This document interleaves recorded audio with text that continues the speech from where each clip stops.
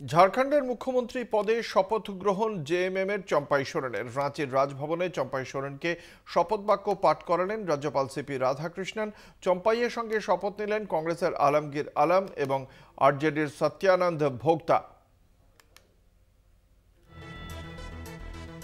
৬৭ বছরের চম্পাই সোরেন পরিবহন মন্ত্রী ছিলেন, ৫ বারের বিধায়ক চম্পাই সোরেন।